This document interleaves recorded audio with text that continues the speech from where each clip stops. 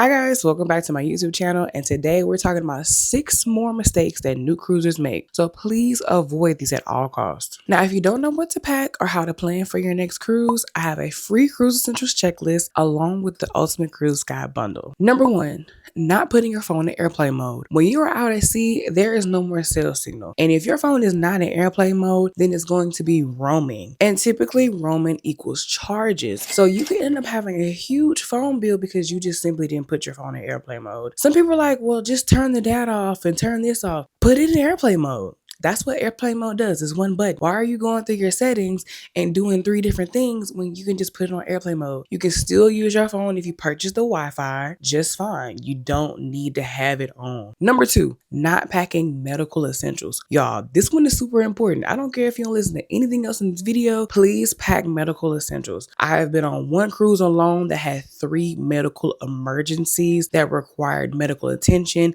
and actual medical needs, medicine, blah, blah, blah, blah. Okay. So you need to be prepared for whatever, because at the end of the day, you're in the middle of the sea. And that could be from sunscreen, a mini first aid kit, over-the-counter medicines, and prescribed medicines if you have them. And if you do have prescribed medicine, make sure that you have a good stock of it, okay? Make sure you have a full refill, regardless of if it's some kind of pill that you have to take or an inhaler like I do. Please have it packed and ready, okay? There's a lot of things that can happen while you're on that ship, and one of them is potentially getting sick. And trust me, you do not want to purchase that medicine on the ship. It's going to be 3 times the price. So save yourself the headache, literally, and just bring these different kind of medicines in advance. If you guys want me to go into detail of like what medical essentials you should bring, like a list, I can absolutely make that video. Comment below. Number 3, not researching your ship. Okay, this one is also very important because people do not do this as well. Not researching your ship is going to lead to disappointment, failure, and a lot of potentially negative attitudes towards your cruise. Before you step on that ship, I need you to know what activities are on board, what amenities they have, what shore excursions that they offer, and things that you can spend on that cruise. Because a lot of times people get on a cruise and then they end the cruise with a high bill because they've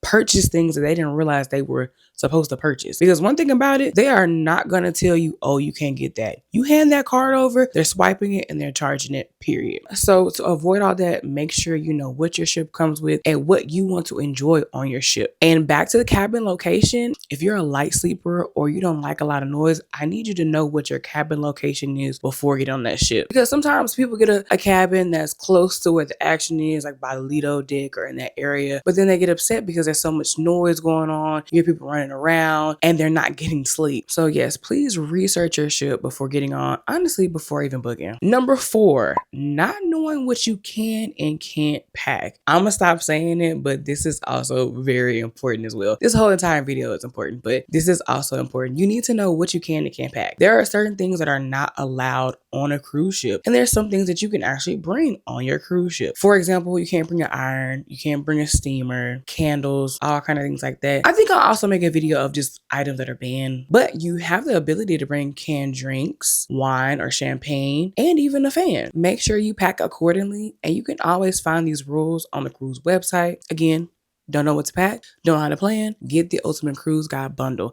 It is a cruise planner along with 100 tips to help you on your cruise. So check it out. Number 5, not following ship time. This is important. Ship time is just that. It's the time that the ship runs on. And typically that time is the same time of whatever US port you left from. That is the time that they're running on, and they're not changing it. But local time has the ability to change. It might go an hour ahead of ship time. It might go an hour behind. But ship time is not changing. And this is very important when it comes to port days and what time you need to return to your ship. Because again, you will get left. So please keep that in mind, because sometimes your phone will adjust before you even wake up for your port day. It may be 6 a.m. on your phone, but then when you open the app and check ship time, it's 7 a.m. So if you need to be back at the ship for 4:30, that means you need to be back at the ship before 3:30 local time. Just always keep that in mind. Set an alarm if you need to make sure that you get back to your ship on time. You'll find the ship time in the cruise app. Also, something to keep in mind with ship time, that local time still affects even after you board back on your ship on a port day. So again, always check your ship time, because if you have dinner at 7 but your clock is an hour behind, that means your dinner is really at 6 o'clock. And the same thing with the onboard activities, they are following ship time. So if karaoke is at 8:30 but you're an hour behind, karaoke is at 7:30. This is something that you definitely need to keep in mind during that time switch. We had a reservation for specialty dining at 8:30 and I had to let my husband know, hey, it's at 8:30 but really it's at 7:30 local time, so we need to be ready for 7. And while we were on the way to that specialty dining, we ran into this couple who missed their dining time because it was at 6:30 the ship time. So it really meant 5:30 ship time. That ship time,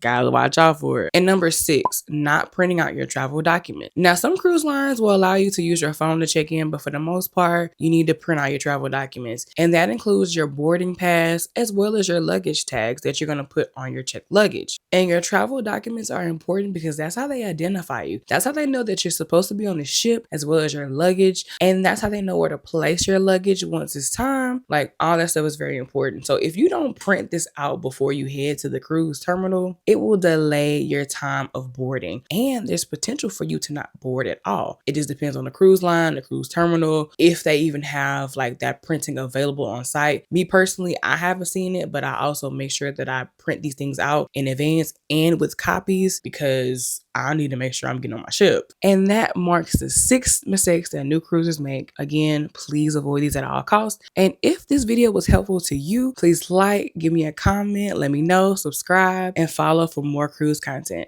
Bye, guys.